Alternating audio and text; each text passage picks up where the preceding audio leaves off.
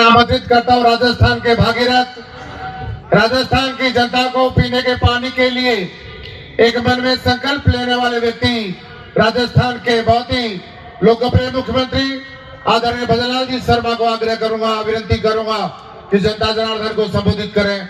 माननीय भजनलाल जी शर्मा, तालियां बजाकर जोरदार स्वागत और अभिनंदन।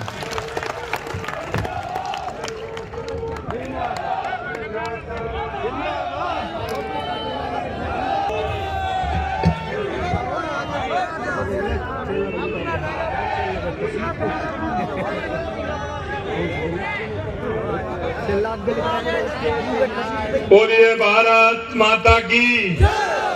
अरे जिनको आवाज जहां तक उनको पहुंचानी है वहां तक तो आवाज पहुंचनी चाहिए कि नहीं पहुंचनी चाहिए। इसलिए दोनों हाथों की मुट्ठी बांधिए, दोनों हाथों की मुट्ठी बांधिए, दोनों हाथ ऊपर करिए। अरे पंजा मत दिखाइए, इसने तो देश को गंजा किया है। इसलिए हनुमान जी की मुष्ट का और बोलिए जोर से भारत माता की, भारत माता की, भारत माता की।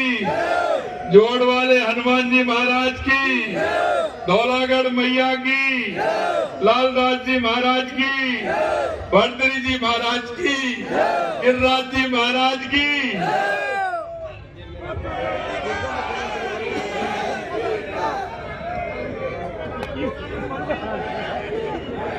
आज के इस बड़ौदा में रामगढ़ विधानसभा के हमारे प्रत्याशी श्री सुखवंत सिंह जी की इस चुनावी सभा में मंच पर विराजमान भारतीय जनता पार्टी के मुखिया, हमारे प्रदेश के अध्यक्ष और राज्यसभा के सांसद सम्मानीय मदन राठौड़ साहब, हमारे पार्टी के वरिष्ठ नेता सम्मानीय ज्ञानदेव आहूजा जी, कैबिनेट में मेरे साथी और यहाँ के प्रभारी भाई गौतम दत्त जी, भाई संजय शर्मा जी, भाई कैलाश चौधरी जी, पूर्व मंत्री, पार्टी के जिला अध्यक्ष भाई अशोक गुप्ता जी, उम्मेद भाया जी, जिला प्रमुख बलवीर छिल्लर जी, हमारे पार्टी के वरिष्ठ नेता और विधायक डॉक्टर जसवंत सिंह जी, हमारे महाराज जी महंत बालकनाथ जी योगी साहब जो संचालन कर रहे हैं, ऐसे हमारे विधायक भाई कुलदीप धनखड़ जी, हमारे कटुमर के विधायक भाई रमेश खींची जी, हमारे बानसूर के विधायक देवी सिंह शेखावत जी, हमारे सपोटरा के विधायक हंसराज मीणा जी और हमारे पूर्व विधायक जिन्होंने आज भारतीय जनता पार्टी ज्वाइन की है, भाई राजेंद्र गंडूरा जी, भाई कुलदीप जी के तो ये रिश्तेदार हैं कि कुलदीप जी की तो ससुराल है, लेकिन हमारी कुछ न कुछ गंडूरा में हमारा भी है, इसलिए ये रिश्तेदार हैं। और मैं गंडूरा जी को 30 साल से जानता हूं। निश्चित रूप से इन्होंने राजनीति के क्षेत्र में अच्छा काम किया है और आपने आज भारतीय जनता पार्टी माननीय हमारे प्रदेश अध्यक्ष जी ने ज्वाइन कराई है, मैं आपका स्वागत करता हूं, अभिनंदन करता हूं। भाई हमारे पार्टी के युवा नेता आहूजा जी, हमारे पूर्व विधायक पूर्व मंत्री हेम सिंह जी बढ़ाना साहब, पूर्व विधायक रामेश जी यादव साहब, पूर्व विधायक जयराम जी जाटव साहब, हमारे पूर्व विधायक मान सिंह जी गुर्जर साहब, पूर्व जिला अध्यक्ष पंडित धर्मवीर शर्मा जी उस बीच शहर पुलिया पर फेंक कर चले गए। हद तो जब देखी गई तो भाजपा ने मुद्दा उठाया तो उन्होंने अपराधियों की पहचान होने लगी तो सरकार ने सड़क दुर्घटना बताकर उसे श्री करना चाहा। मैं आपको यही कहना चाहता हूं। उसके बाद सीबीआई जांच के आदेश हुए, उस पुलिया की सफाई करवा दी गई, सबूत नष्ट कर दिए गए। ये कांग्रेस की तुष्टीकरण का मैं आपको नमूना देना चाहता हूं मेरे भाई और बहनों। मैं आपसे इतना कहना, इसलिए याद रखिए कि मैं आपसे यही कहना चाहता हूं कि जिस तरह से कांग्रेस इस तुष्टीकरण की भावना से चलती है, आज मैं कहना चाहता हूं कि इस क्षेत्र के अंदर टकलूबाजों की क्या स्थिति हो रही है, साइबर क्राइम किस तरह से बढ़ रहा है, गौ तस्करी किस तरह से बढ़ रही है, उनको संरक्षण देने वाले कौन लोग हैं, ये मैं आपसे पूछना चाहता हूं। मित्रों, मैं कहना चाहता हूं कांग्रेस शासित जो राज्य है, चाहे वो कर्नाटक हो, अपराध 60% है, पंजाब हो 50% बढ़ा है। वही हमने ऑपरेशन एंटीवायरस चलाया तो राजस्थान में क्राइम मात्र 26% रहा, जो 80 और 82% था। हमने कहा हम किसी को छोड़ने वाले नहीं हैं, और आज भी मैं आपको विश्वास दिलाता हूं, अगर राजस्थान में राज चलेगा तो कानून का राज चलेगा, कभी किसी ऐसे लोगों का राज नहीं चलेगा, ये तुष्टिकरण वालों का राज नहीं चलेगा, ऐसे लोगों का राज नहीं चलेगा जो हमेशा इस तरह की अपराधियों को छुड़ाने की बात करते हैं और अपराधियों का सहयोग करने की बात करते हैं। अपराधियों को आगाह करना, यह डबल इंजन की सरकार, भागकर कहां जाओगे? मैंने कहा था, क्योंकि जब 15 दिसंबर को शपथ ली थी, 16 दिसंबर को एंटी गैंगस्टर फोर्स बनाने का काम किया था। आप देख रहे थे, हरियाणा से आते थे, कहीं इधर उधर से आते थे, क्योंकि जब वो भारतीय जनता पार्टी की सरकार थी तीनों तरफ, चाहे वो गुजरात हो, मध्य प्रदेश हो, उत्तर प्रदेश हो, हरियाणा हो, सिर्फ राजस्थान ऐसा राज्य था जो अपराधियों को शरण स्थली था। हमने कहा कि या तो राजस्थान में अपराधी आएगा नहीं, और मैं आपको विश्वास दिलाता हूं, अगर अपराधी राजस्थान में आता है तो राजस्थान से वापस जाएगा नहीं, यह भी मैं आपको विश्वास दिलाना चाहता हूं।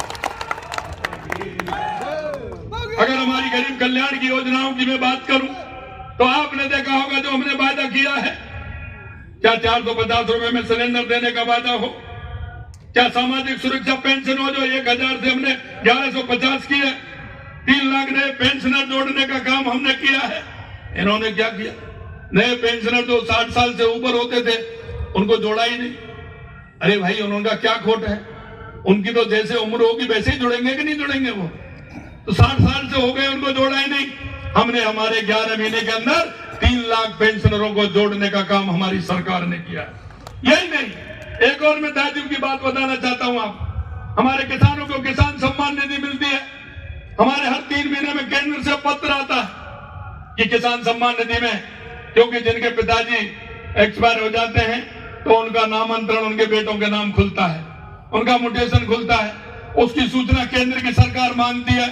मैं आपको कहना चाहता हूं मेरे भाई और बहनों, इन्होंने उसकी सूचना भी नहीं दी, तो हमारे ऐसे जो किसानों के पुत्र थे उनको किसान सम्मान निधि नहीं मिल पाई। हमने 11 महीने में सभी को जोड़ करके केंद्र में भेजा है, उन सभी को किसान सम्मान निधि मिलने का काम हमारी सरकार ने किया है।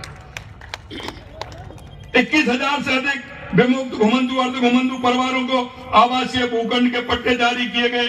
आपने देखा होगा ऐसे लोग हैं जो राजस्थान में आज उनको कहीं मकान बनाने के लिए जमीन नहीं है, बेचारे सड़क के सहारे कहीं ना कहीं रहते हैं अपनी झुग्गी झोपड़ी बना करके। ऐसे लोगों को हमने चिन्हित करने का काम किया। मैंने कहा कोई भी ऐसा राजस्थान में कोई भी परिवार ऐसा नहीं रहेगा जिसका खुद का मकान नहीं हो, खुद की जमीन नहीं हो। हमने 21,000 से ज्यादा उन परिवारों को पट्टा देने का काम हमारी सरकार ने किया है।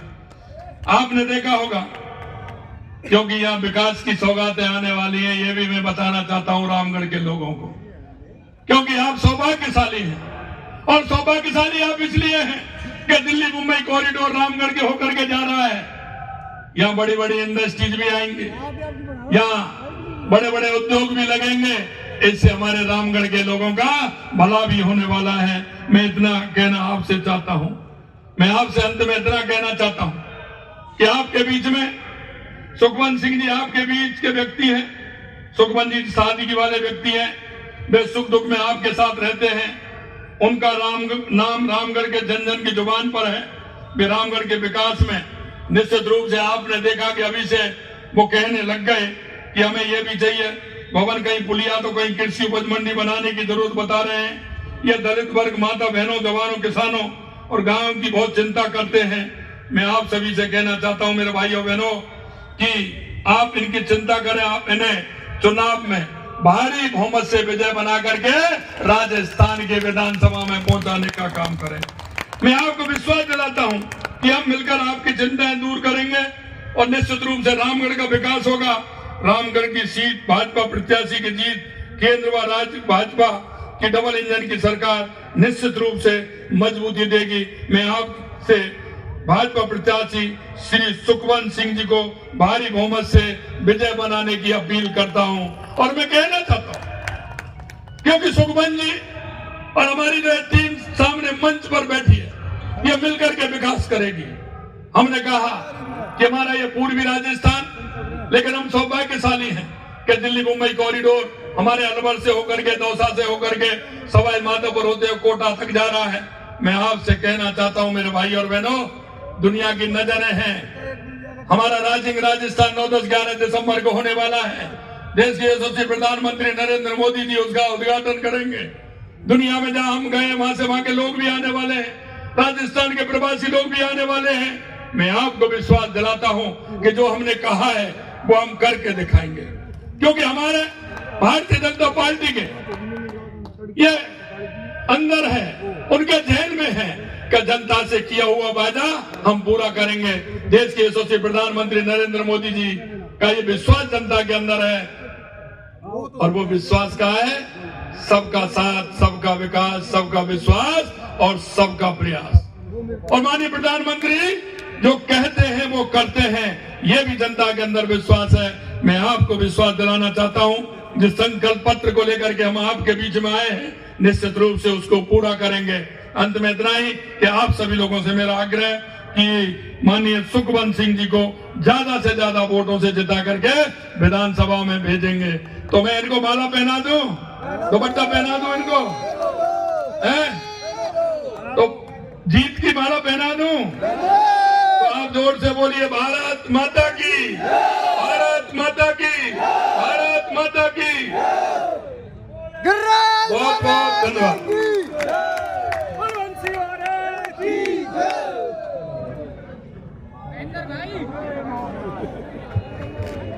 आप सभी लोग पधारे।